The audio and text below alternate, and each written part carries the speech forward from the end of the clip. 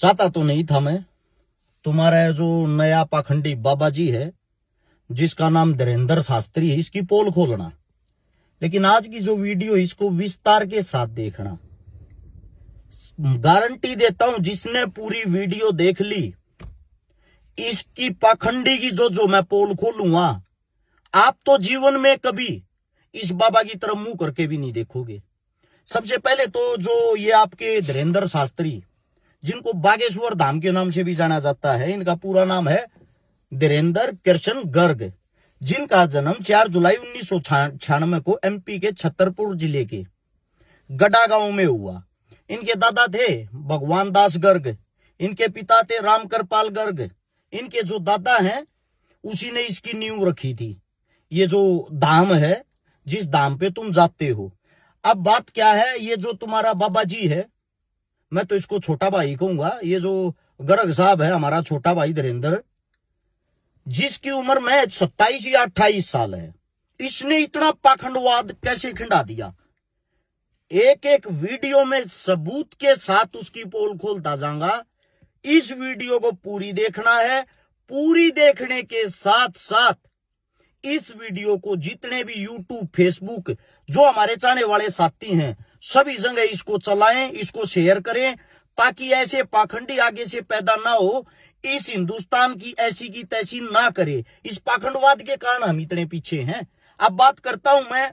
सबसे पहले जो हमारे बाबा जी है, शुरू में ये अपने आसपास के गांव गुआंढ में भिक्षा मांगता था, क्योंकि वो पुश्तैनी काम है। इनके दादाजी जो थे वो एक मंदिर को चलाते थे, फिर पिता ने संभाल लिया, फिर इन्होंने संभाल लिया।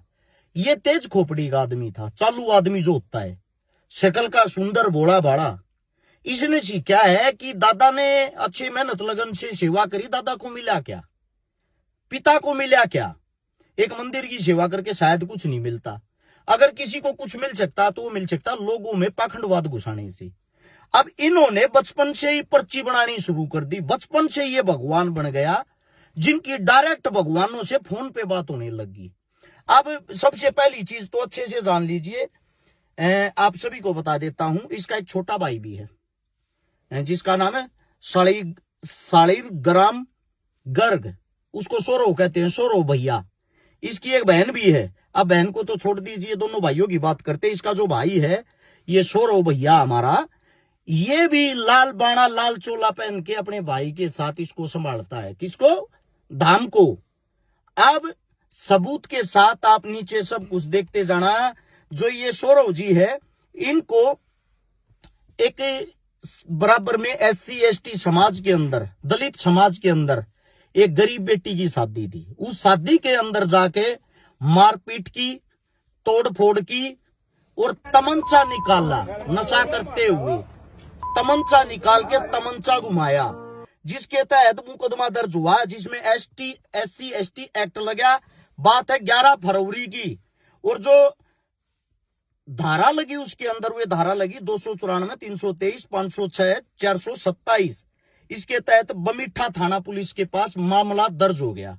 अब मामला दर्ज हो गया तो बागेश्वर बाबा जी की डायरेक्ट जब भगवानों से ही बातें हैं, तो अपने भैया को ऐसे की ऐसे छुड़ा लाए।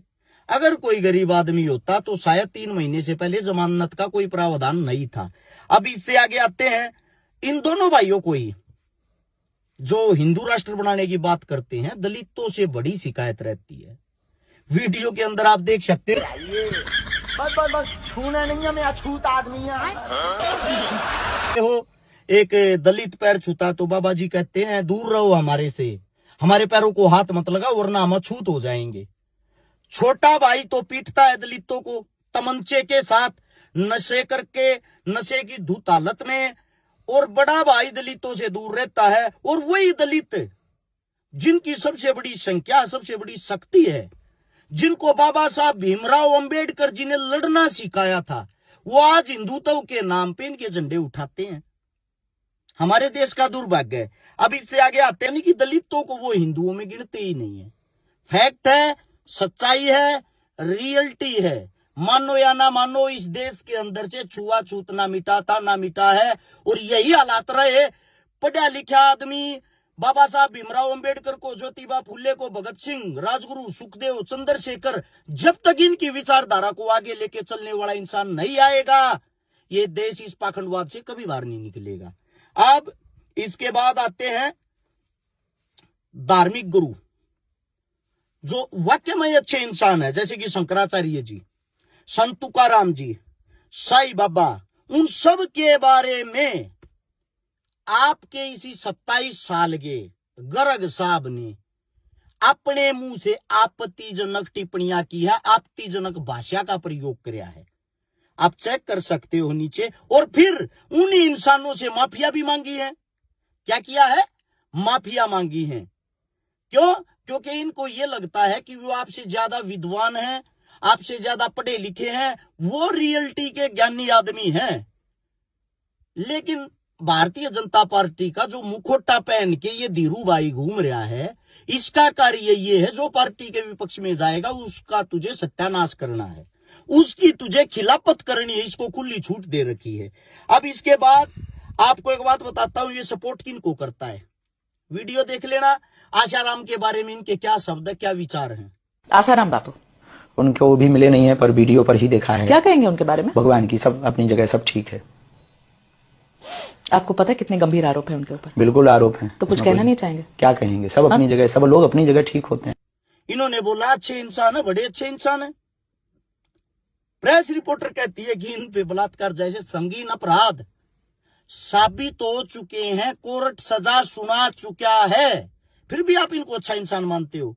राम रहीम, जिस पे अपराध साबित हो चुके हैं, बलात्कार के, मर्डर के, ऐसे इंसानों को ये अच्छा इंसान मानता है।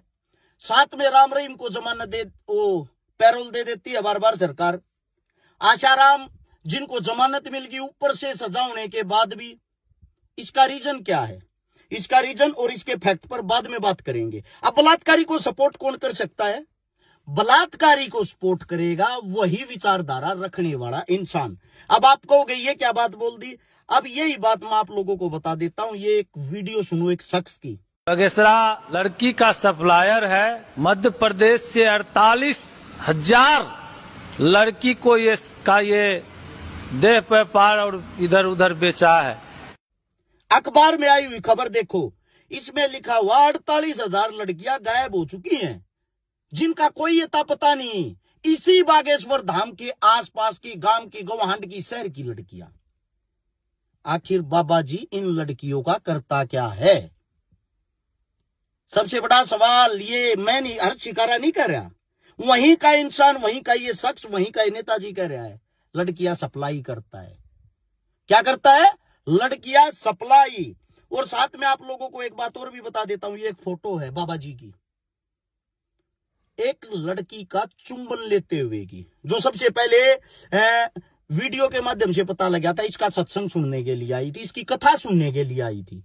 और फिर 4 दिन बाद उसी कथा, जिसको इन्होंने बुलाया, जो लड़की इनको पसंद आई, 4 दिन बाद उसी के साथ आज से 4 साल पहले बाबा जी की चुंबन अवस्था में फोटो वायरल हो जाती है।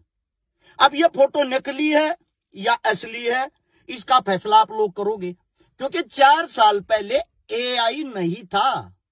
एआई अभी आया है 1 साल से, तो आप इस फोटो को एआई नहीं बोल सकते।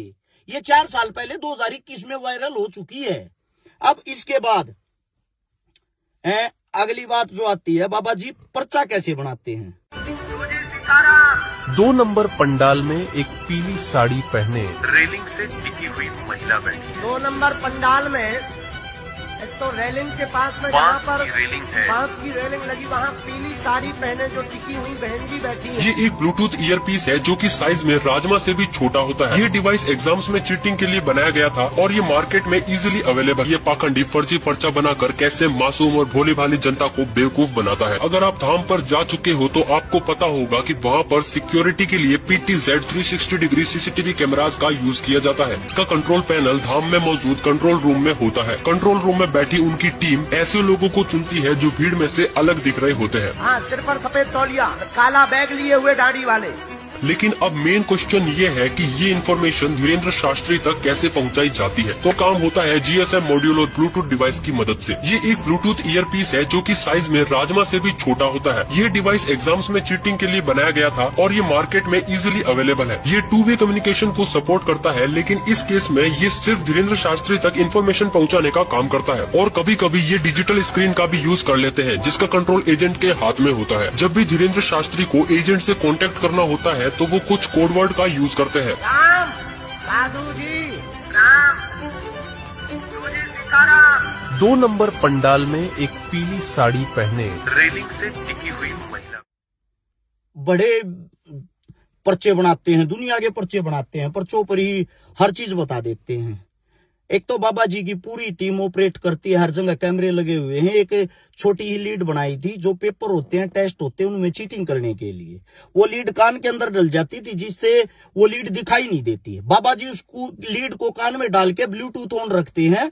जब उनकी टीम ऑपरेट करती है, वो ऊपर से इशारा देती है। जो बाएं पंडाल में 2 नंबर पे बैठी हुई पीले सूट वाली औरत है, कृपया करके वो आगे आ जाए। उस चीज को बाबा जी फॉलो करते हैं। इस वीडियो के माध्यम से पूरा हकीकत, पूरा सच आप लोग देख सकते हो। अब इससे अगली बात आती है, बाबा जी ने एक यूपी की औरत थी जिसका रात के 10 बजे पर्चा बनाया, जो दीक्षा लेने के लिए गई थी। रात को 10 बजे पर्चा बनाया, बड़ी बड़ी बातें की, ये कर देना, वो कर देना, आपके घर में लक्ष्मी होगी, फलाना होगा, धकड़ा होगा। उसी आश्रम की दीवार गिर जाती है रात के 4 बजे, उसी रात को, और उस यूपी वाली महिला की मृत्यु हो जाती है, मौत हो जाती है। बाबा को जब अपने ही आश्रम के अंदर 6 घंटे पहले वो मौत दिखाई नहीं दी, वो आपका हमारा भविष्य कैसे देख सकता है, कैसे बता सकता है? सोचने का विषय, सोचने की बात है। इसके बाद अगली बातें करते हैं। जब देखो बाबा जी हमारे धर्म का मजाक उड़ाते हैं। कहां गए भाई वे हिंदुत्व वाले, बजरंग दल वाले? सभी दलों से पूछना चाहता हूं, वीडियो में सुनो क्या कह रहे हैं बाबा जी। राम जी के 5 बाप थे। 5 कितने? राम जी के 5 पिताजी हैं। विचित्र बात है, स्वीकार करना बड़ा मुश्किल है, पर सत्य बात है। बाबा जी कह रहे हैं जो राम थे, श्री राम जी, उनके 5 पिता थे। क्या ये मजाक नहीं है, हैं? रावण से डायरेक्ट ये बात करते हैं। एक बार हमारी रावण से बात हुई, फोन कॉल पर। अब ये मत पूछना कि नंबर क्या था, हुई तो हुई। एक बार हमारी रावण से बात हुई, हमने कहा क्यों दशानंद जी, माय डियर कैसे हो? उन्होंने कहा हेलो बागेश्वर वाले बोल रहे हैं। हम कहा जी, हम कहा भैया कैसे हो? हमने बुंदेली में बात करी, रावण ने भी हमसे बुंदेली में बात की। हम तो ठीक है भैया। हद तो जा हो गई कि साउंड में फटर फटर हो गो। हमने कहा भाई साहब दसईमों से बोल रहे का? क्या मजाक नहीं है? हनुमान डायरेक्ट इनकी सुनते हैं। क्या ये हमारे धर्म का मजाक नहीं है? असल में तो ये मजाक उड़ना शुरू हुआ 2014 से, जब से भारतीय जनता पार्टी जो आई है। लोगों को जो धर्म की अफीम इन लोगों ने इतनी चटा दी। जिस वक्त राम मंदिर का उद्घाटन हुआ, उस वक्त पोस्टर लगे थे जगह जगह। मोदी जी एक 3 साल के बच्चे को उंगली पकड़ के चला के लाते हैं, यानी कि राम को छोटा राम बना रखा था, मोदी उससे बड़ा बना रखा था। हम जिस दिन से पैदा हुए हैं, हमारे बड़े बुजुर्ग गाड़ में से निकलते उन्होंने सिखाया, बेटा राम राम करके लिखड़ा कर। इमारत राम राम करके लिखना सिखा रखा है, तो इसका मतलब राम तो पहले से ही, ये जो राम शब्द उसका पहले से ही प्रयोग किया जा रहा है, उसका उच्चारण हो रहा है। तो 2014 में मोदी उंगली पकड़ के राम को लेके आता है। क्या मोदी राम से भी बड़ा हो गया? क्या मोदी राम को लेके आया है? उससे पहले कुछ था ही नहीं। इसी के दरमियान उसी मंदिर के अंदर, राम मंदिर के अंदर, एक 23-24 साल का लड़का पांडे नाम का बैठाया गया, जो वहां का बड़ा वो बनाया है, पंडित बनाया, अधिकारी बनाया है, या उसको संभालने वाला बनाया है। उसकी दुनिया भर की लड़कियों के साथ छाया चित्र गंदी गंदी वायरल हैं। क्या इस देश के अंदर विद्वान पंडित ज्ञानी इंसान और सबके बीच में से एकलौता वो इंसान छाटा गया, वहां जाके ज्ञान की समाप्ति होगी क्या उससे आगे? क्योंकि सरकार हर जगह खाने की जगह, कमाने की जगह, रोजगार को देखते हुए उस इंसान को बैठाती है जो सरकार का बेनिफिट करे, सरकार को फायदा पहुंचाए। अब मैं धीरेन्द्र शास्त्री जी से भी एक बात पूछना चाहता हूं। शास्त्री जी, आप खुद बताते हो मेरी पढ़ाई में कोई रुचि नहीं थी, कैसे भी गिर पढ़ के मैंने 12वीं कर ली, उसके बाद बीए कर ली, बैचलर ऑफ आर्ट। तो इसका मेरे हिसाब से तो बीए तो अगर हम अपने हरियाणा की बात करें, राजस्थान की बात करें, बच्चा बच्चा करे घूम रहा है, बच्चा बच्चा हर इंसान कर लेता है, घर पे बैठ के भी कर लेता है। मैं आपसे एक बात पूछना चाहता हूं, जब आपने जो ये पूजा पढ़ते हो, जो पर्चा बनाते हो, ये शिक्षा कहां से ली? आप काशी से पढ़ के आए, आपने कोई धर्म पढ़ा, आपने कोई ग्रंथ पढ़ा, आपने ग्रंथ पढ़ा, गीता पढ़ी, रामायण पढ़ी, क्या पढ़ा है आपने? पहले आप स्वयं का ज्ञान तो बताओ, आपका ज्ञान क्या कह रहा है? मेरे हिसाब से तो आपने दो चीजें पढ़ी हैं, हिंदू मुसलमान कैसे हो, लोगों को बहलाया फुसलाया कैसे जाए। अब दुख की बात, जिस इंसान का मतलब एक सोच शक्ति, समझ शक्ति शून्य हो, वो इंसान ये कहता है हम हिंदुस्तान के नहीं पूरे विश्व के सबसे महंगे बाबा हैं। 1 करोड़, करोड़ बोलना नहीं आता, 1 करोड़ से भी हम बहुत कॉस्टली गुरु हैं। हाँ, भारत के सबसे महंगे गुरु हम ही हैं वर्तमान में। एक सीआर तो चाहिए ही चाहिए कथा के लिए। 1 करोड़ रुपया लेते हैं कथा करवाने के, और तुम अंध भक्त हो। अगर कोई कथा को बेच रहा है तो खरीदार कौन है? कौन खरीदता है? आप ही तो खरीद रहे हैं। हम अगर भागवत 50 लाख में बेच रहे तो आप ही खरीदते हैं, तो असली जिम्मेदार तो आप हैं। हम भले ही खूब दुकान सजा लें, आप ना खरीदो तो क्या हम खाक कर दें? हॉल में खूब भीड़ आ गई है भक्तों के, पागलों की यहाँ खूब फौज खड़ी हो गई है, पागल ही पागल जुड़ रहे हैं यहाँ रिकॉर्ड। तुम पागल हो, क्यों करवाते हो हमारे से, क्यों सुनते हो? सोचने की बात यह है, जिसको आप धर्म प्रचारक, धर्म गुरु, हिंदू का रक्षक, हिंदू का रखवाला समझते हो, वो इंसान अगर आपको हिंदू का प्रचार करने के लिए हरियाणा की किसी कोने में या हिंदुस्तान के किसी कोने में बुलाना, तो पहले 1 करोड़ रुपया तो बाबा जी की फीस देनी है। उसके बाद कम से कम 10 उनके भक्तों के लिए और उसकी टीम के लिए वैनिटी वैन होनी चाहिए। उसके बाद जिस भी क्षेत्र में जाएगा, जिस भी एरिया में जाएगा, जो पंडाल हो, कम से कम 40 से 50 लाख रुपए का वाटर प्रूफ टेंट चाहिए, बड़े वाला पंडाल। उसके बाद कम से भी कम 20,000 आदमियों की खाने पीने की व्यवस्था हो। बाबा जी के जो 200 पर्सनल आदमी आएंगे, 200-300 पर्सनल आदमियों की 200-300 पर्सनल सिक्योरिटी का खाना पीना A1 क्लास का होना चाहिए। उसके बाद बाबा जी तुम्हारे मुंह पे बैठकर तुम्हारे को पागल बेवकूफ भक्तों इस लैंग्वेज में तुम्हारे को भड़का के बहला के फुसला के बाबा जी अपनी पैसों की गांठ बांध के चले जाएंगे। प्रोग्राम करवाने वाला हिसाब लगाता है तो पता लगता है प्रोग्राम तो 3 करोड़ रुपए में हुआ, यानी कि बाबा जी प्रचार करने के लिए आपकी जेब से 3 करोड़ रुपए लगा के तब आपका प्रचार करते हैं। हिंदुत्व का कोई फ्री में नहीं करते, कोई एहसान नहीं करते। अब ये जितनी यात्रा निकालते हैं, इसकी दुकानदारी उतनी बड़ी होती जाती है। उतनी बड़ी दुकानदारी होगी, उतने बड़े इसके रेट होंगे। अच्छा, अब आते हैं इससे अगली बात पे।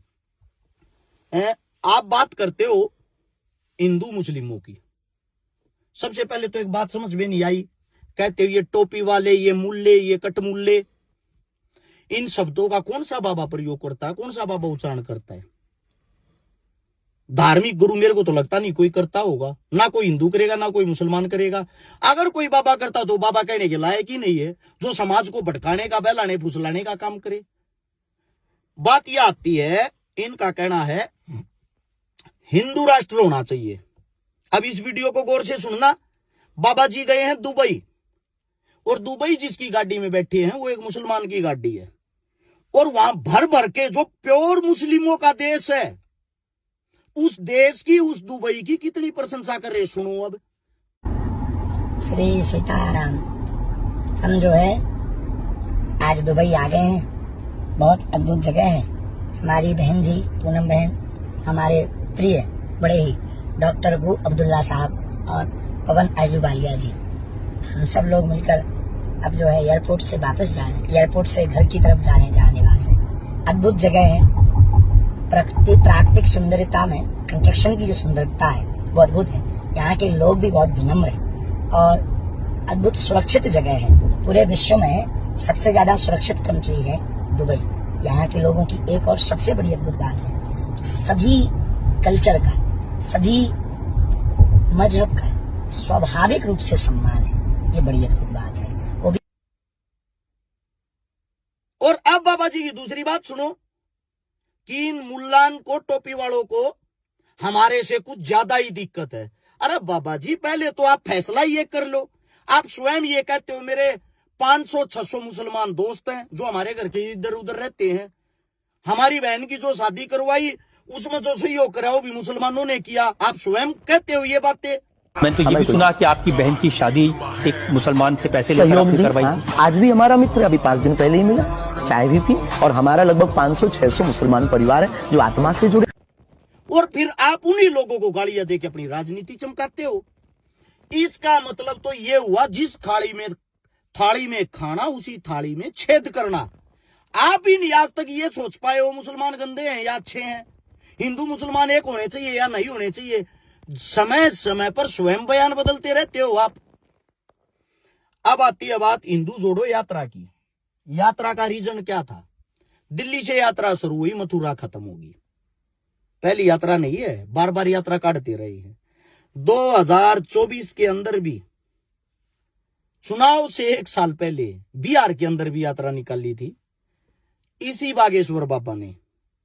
और जो यात्रा निकाली थी, हर मंच पे, हर स्टेज पे बीजेपी कार्यकर्ता, बीजेपी का नेता आता था और वे आकर उनको संपूर्ण प्रचार करने का मौका देता था। उसका रिजल्ट, उसका नतीजा बिहार के अंदर मिल चुका है। बिहार में सरकार बन गई। अब सरकार कैसे बनती है, बहुत सारी चीजें हैं जो गौर से समझनी पड़ेगी फैक्ट के साथ। अब सरकार कैसे बनती है बिहार के अंदर? सरकार बनने का सबसे मेन जो रीजन है, वहां वोट 7 करोड़ 42 लाख, और चुनाव आयोग की जो रिपोर्ट उसके अनुसार वोट पोल हुई है 67% मतदान हुआ है। और वोट पड़ी कितनी है? 7 करोड़ 45 लाख। यानी कि जो वोट होती हैं उससे भी 3 लाख ज्यादा वोटें कैसे पड़ सकती हैं? 100 में से 100% आज तक वोट नहीं पड़ ली, तो 100 में से 101% वोट कहां से आ गई? क्या ये सोचने की बात नहीं है? इससे बड़ा मजाक हिंदुस्तान के अंदर, राजनीति के अंदर क्या हो सकता है? अब उस बिहार चुनाव पर कोई उंगली ना उठाए, इन्होंने हर चीज को पहले ही सेट कर रखा था। तो इसीलिए इन्होंने पहले करवाया दिल्ली के अंदर एक विस्फोट।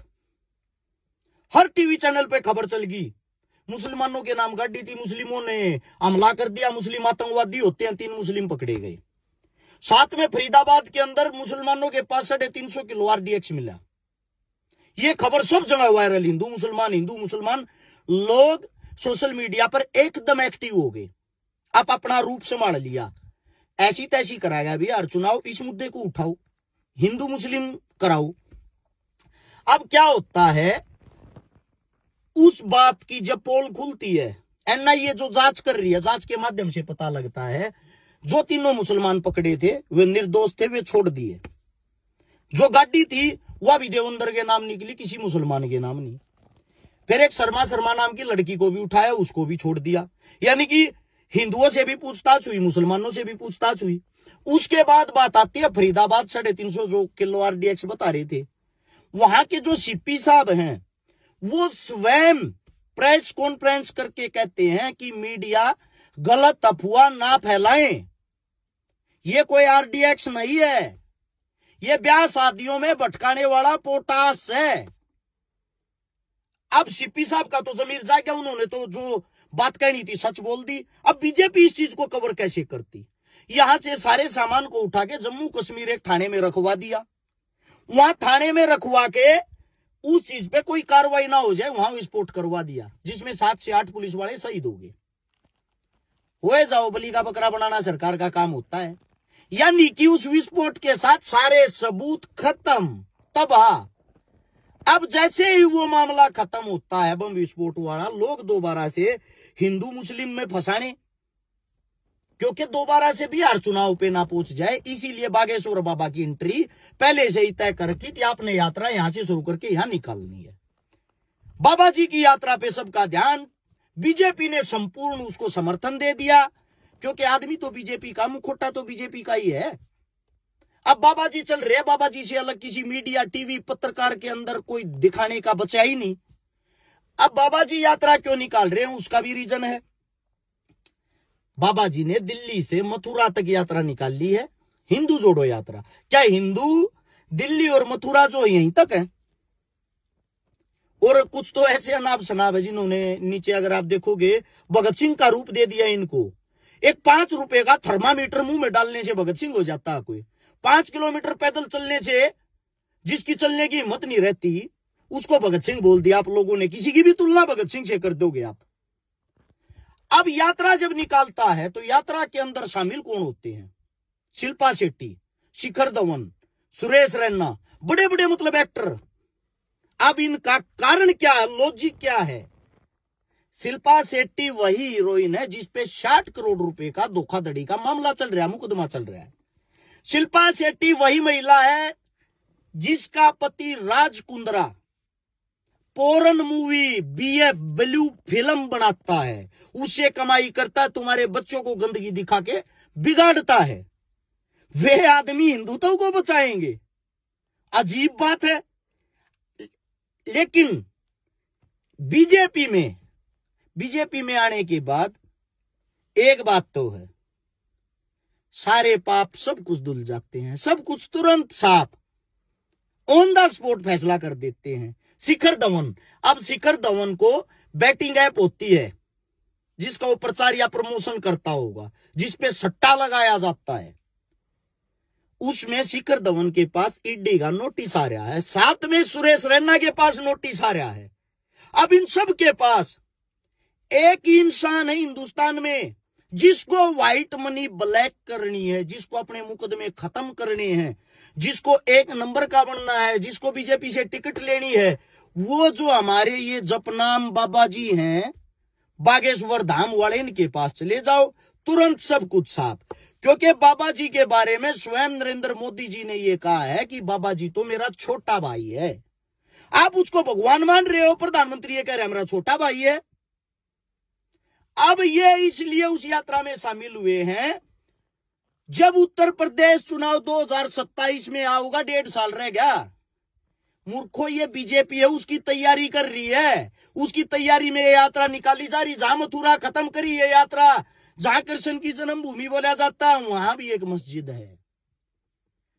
अब जल्दी ही आप ये खबर देखने को मिलेगी कि उस मस्जिद को तोड़ेंगे, उस मस्जिद को हटाएंगे, मुल्लों को काट देंगे, मुल्लों को तोड़ देंगे, हिंदू राष्ट्र बनाएंगे।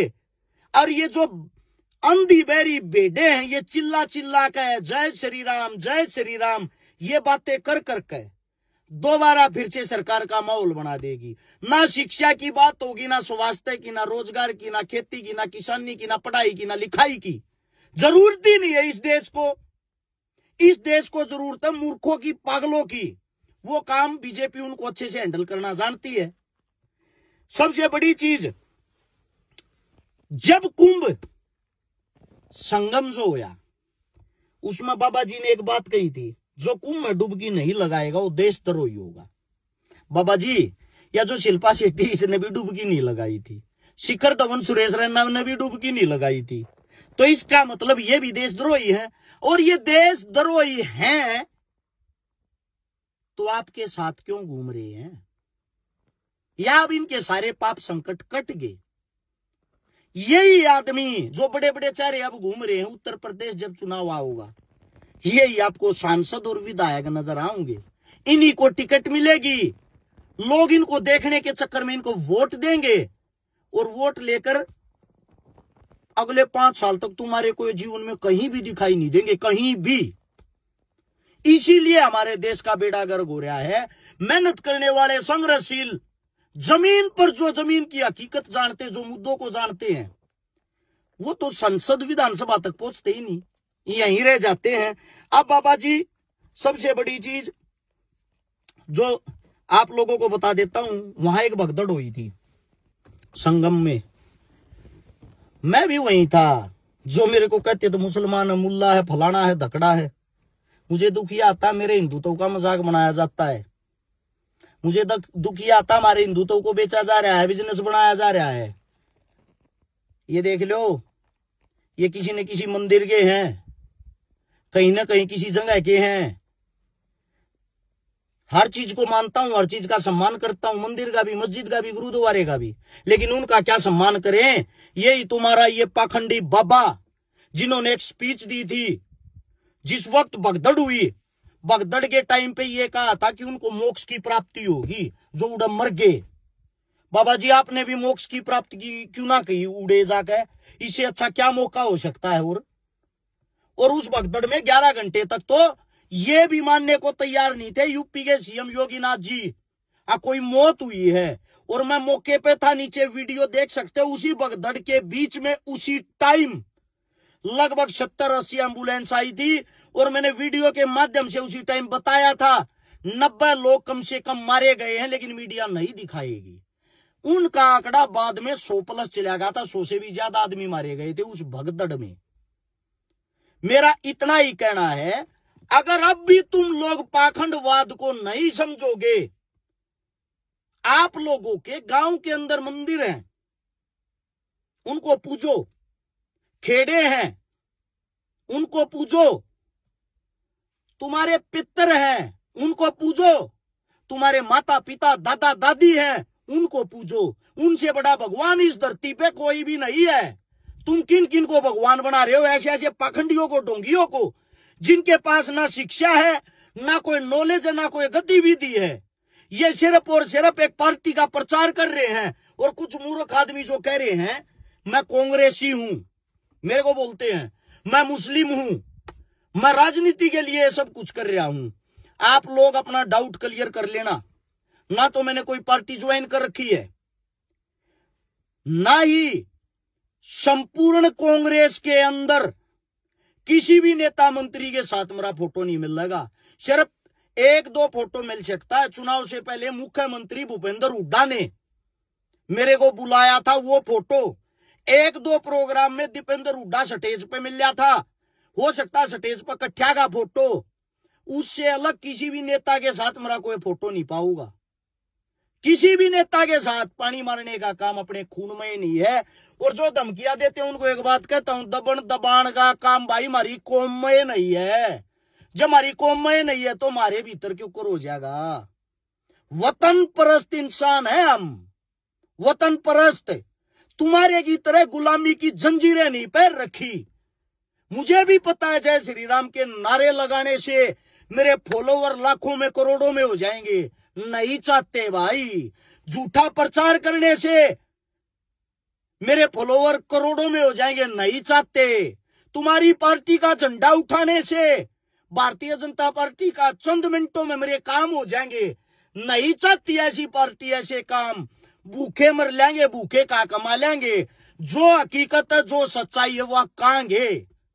बीजेपी आज जाती, काल चली जाओ, कांग्रेस आओगी, सवाल जवाब उससे भी करेंगे। और दुश्मनों को एक बात कहना चाहता हूं, खैर मनाओ।